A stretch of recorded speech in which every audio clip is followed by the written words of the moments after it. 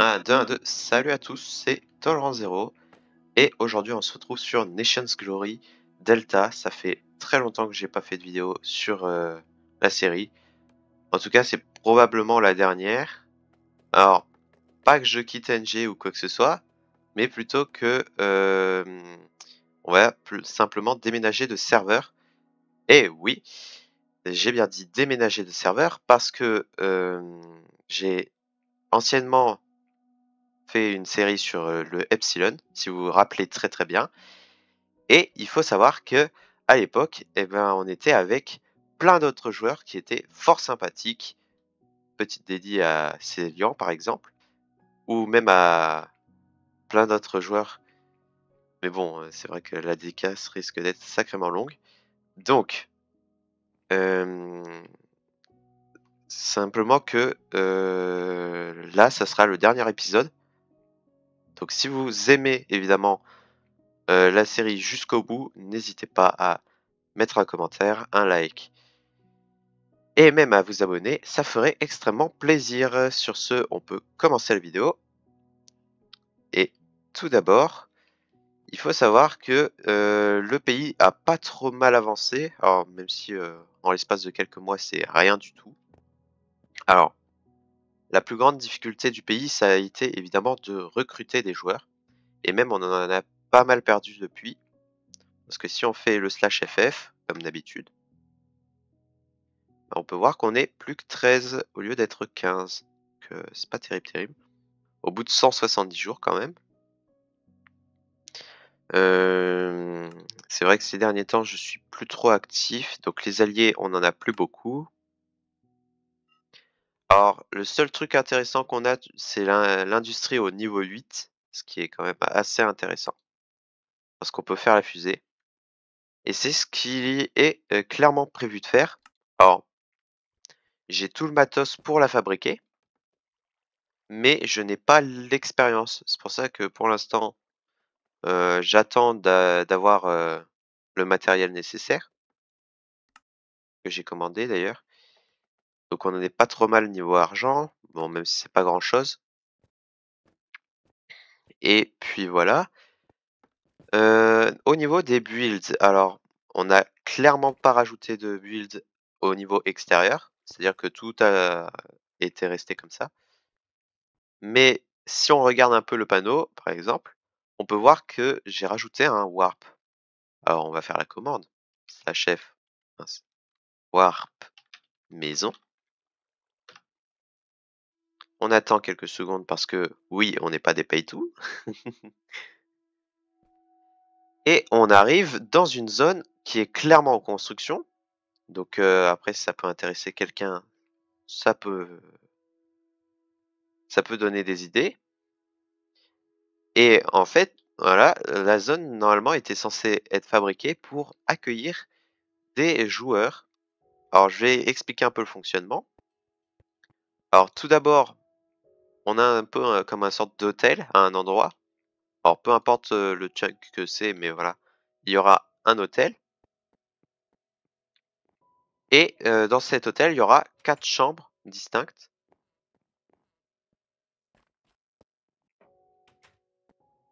Voilà, donc c'est quasiment les mêmes. Alors, je me suis pas embêté avec la déco, même si le mieux ça aurait été de le faire quand même. Et en fait, dans ces 4 hôtels, si on fait encore le FF, eh ben, dans le côté location, on peut louer des parcelles. Donc, par exemple, la chambre 1, la chambre 2. Alors, ça coûte quasiment rien. Et en fait, le but principal, c'est que tu puisses acheter une parcelle, enfin une chambre, et que donc en achetant la chambre en étant nouveau joueur, tu puisses commencer à t'installer, mettre ton stuff, voire même déménager ton stuff de ton ancien pays jusqu'ici. Ah oui, bon, c'est pas grave. Et après ça, eh ben, une fois que tu as fini ton déménagement, voilà, on peut passer un accord avec l'autre pays pour pour ce qui est de faire un déménagement propre et sûr. Et une fois que c'est bon, le joueur a le droit à une vraie grande maison et à s'installer cordialement. Alors avec ses meubles et tout, hein, parce que sinon ça aurait coûté trop cher. Donc pour l'instant, voilà ce que ça donne. Par exemple, l'intérieur des bâtiments. Donc c'est déjà pas mal, hein, franchement, je trouve que la structure en elle-même est très intéressante, hein, franchement, très classe même.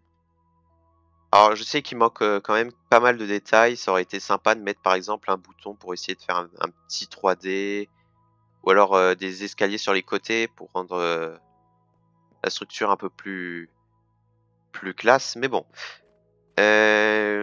évidemment, toutes les formes comme celle-là en U sont dirigées de manière complètement différente. Comme ça donne des structures uniques. Je dis bien uniques parce que en plus les couleurs sont complètement différentes. Alors le vert a été choisi pour faire un peu le gamma de base, mais c'est vrai que le vert clair fait un peu dégueulasse. Donc j'avoue que c'est pas terrible. Voilà, elles sont toutes comme ça, un peu de manière un peu différente.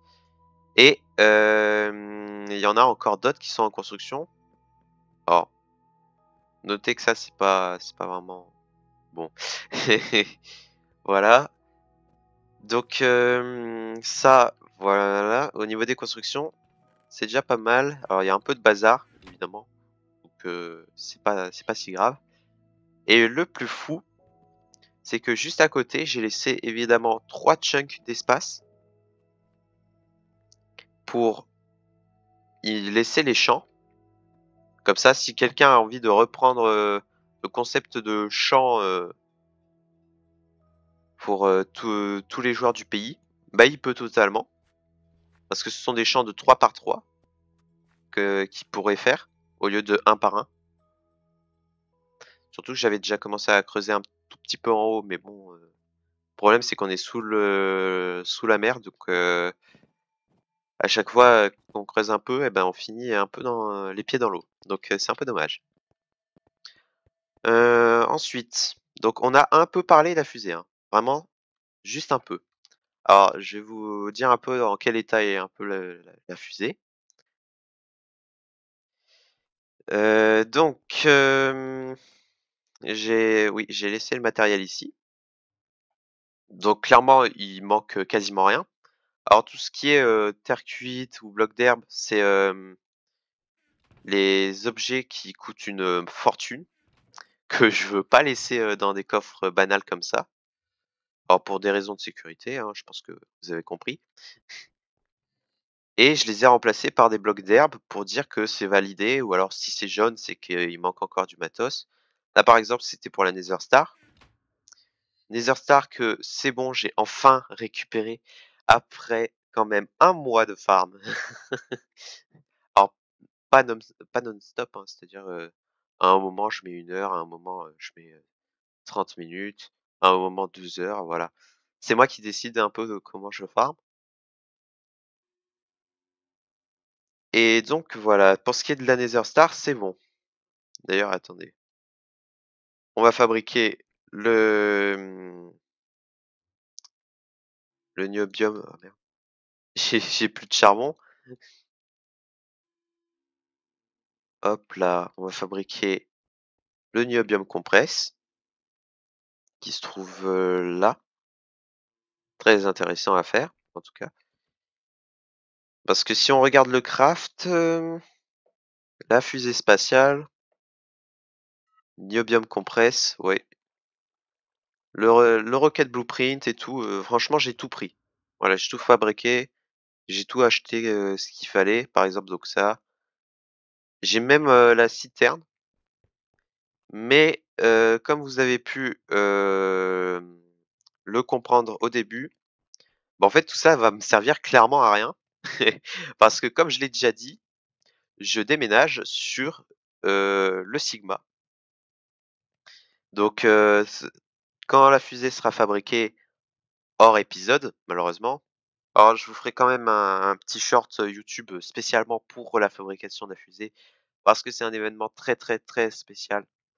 Parce que ça coûte assez cher à faire, hein. C'est même, moins cher de l'acheter à quelqu'un qui l'a déjà, obtenu, plutôt que de la fabriquer soi-même. Mais, l'avantage de la fabriquer quand même, c'est surtout la R&D, hein. Si on regarde un peu la R&D, hop, heu, normalement il y a une R&D, je ne sais plus laquelle, qui, stipule clairement qu'il faut fabriquer la fusée. Je sais pas laquelle. Ah, attendez, juste là, par exemple, la R&D 11, il y a clairement écrit une fusée de craft. Donc, c'est quand même, pas une tâche facile. Hop, voilà, le niobium. Donc, ce que je vais faire tout d'abord, c'est que la plupart du matos que je ne pourrai pas, transporter, par exemple, le Tibber, bah, il va plus rien me servir en fait. Donc, je compte le vendre. Le surplus de gallium, je compte le vendre aussi. Le magnésium, je le vendrai. Alors si je réussis à trouver des acheteurs, hein. Alors, les seuls trucs que je vais pas, vendre, ce sont les trucs d'event. Voilà, voilà. Par exemple, cet événement qui a quand même déjà 1 an pratiquement, ça fait plaisir. Bah, je compte le garder. Alors même, l'épée, je la vends. Et pour la fusée, alors ça sera un truc un peu plus spécial, c'est-à-dire que je vais essayer de trouver quelqu'un, alors modérateur surtout, qui fera le trade. Alors j'échangerai une fusée là-bas contre une fusée ici, et si jamais il y a besoin d'un petit surplus ici parce que l'économie ici est un peu, plus faible que sur, le Sigma, je suppose, et ben dans ce cas-là, je peux rajouter un petit apport d'argent. J'ai bien dit petit, faut pas déconner. Voilà. En tout cas, c'est très intéressant, à savoir. Et puis, autre information, oui, si je déménage la totale ici, ça veut dire que, pour ce qui est du pays, je ne vais pas m'amuser à faire 3000 allers-retours. Ça, c'est un truc que j'ai réfléchi, très longuement réfléchi. Et c'est pour cela que, bientôt, une fois que la fusée sera craft, le pays sera à vendre. Donc faites bien gaffe avec cette information. Le pays sera à vendre. Je rappelle qu'il a des R&D plutôt intéressantes. Voilà. Bon, il a une petite perte de MMR, mais c'est encore rattrapable. La R&D, c'est plutôt correct. Vous voyez par vous-même. Qu'est-ce qu'il peut y avoir d'autre d'intéressant à dire dessus? Normalement, il est full build. Alors ça fait longtemps qu'on en a parlé, du full build. Donc techniquement, on peut essayer d'aller annexer un autre pays sur un autre côté, mais il faut récupérer quand même pas mal de power avant de faire ça.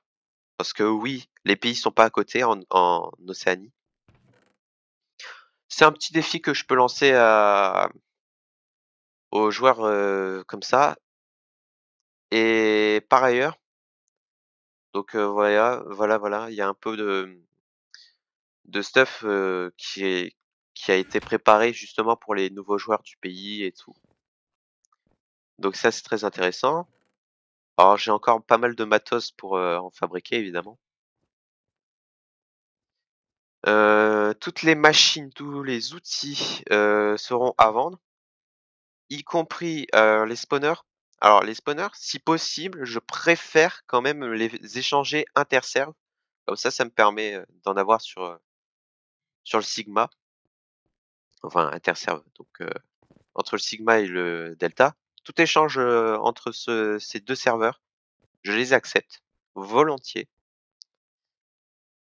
Donc si vous avez un spawner à pigmen, 2 à zombies ou alors 1 à cochon, je veux bien l'échanger contre 1 sur le delta. Voilà, voilà.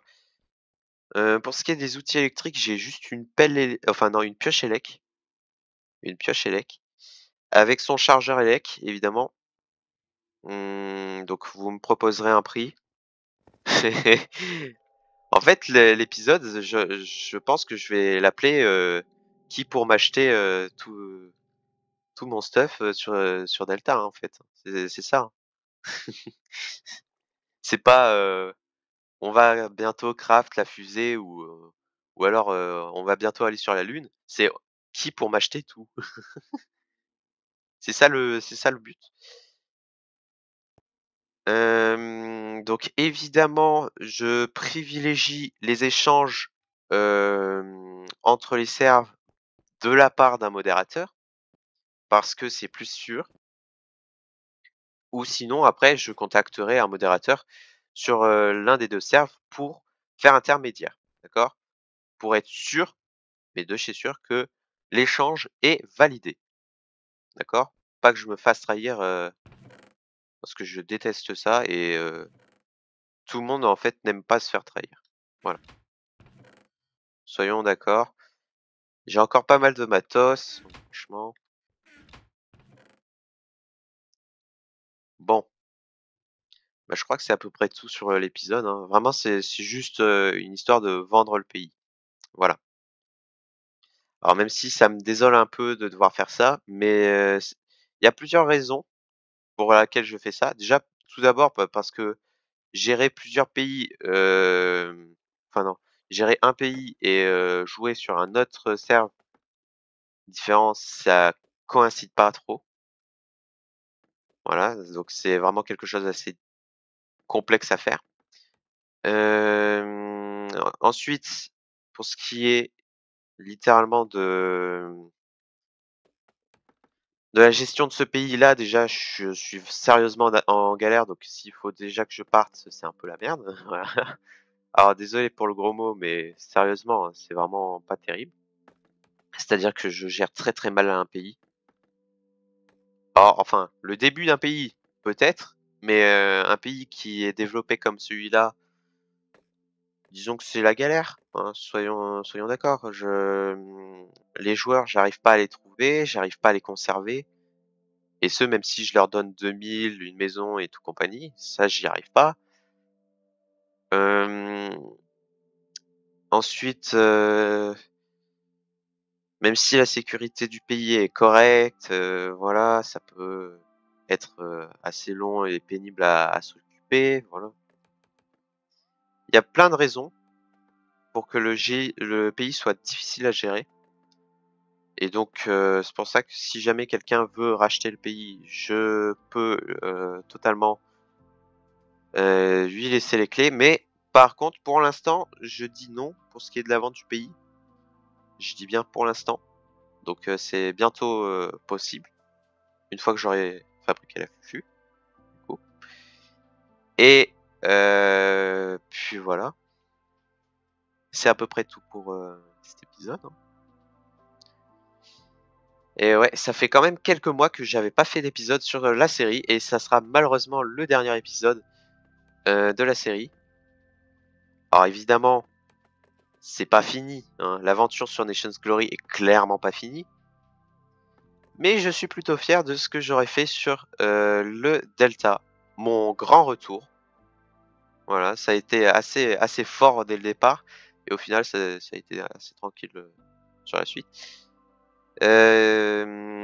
Franchement, ça a été un plaisir de tout faire, mais même des trucs un peu marrants comme comme ce panneau là, un peu à la façon mariage là. Red Phoenix, ne me tape pas sur les doigts pour cette blague, merci. En tout cas, si vraiment la vidéo et même la série en elle-même vous a plu, n'hésitez pas à me le faire savoir, ça me fait extrêmement plaisir. Moi, franchement, c'était Talent Zero. Je vous dis à la prochaine sur le Sigma. Un grand merci à tous ceux qui m'auront soutenu sur le Delta. Surtout Lalafell qui se reconnaîtra, d'accord? Même si bon, Lalafell aura eu pas mal de conflits, je sais pas trop comment ça s'est terminé. Je crois qu'il est parti en Pologne. Bref, bon, c'est pas si mal. Vaut mieux qu'il dirige lui-même un pays, franchement, vu son allure. Et puis le fait qu'il savent, qu'il sait très bien trade avec l'argent, c'était Tolerance Zero. À la prochaine. À plus! Bon, bah super.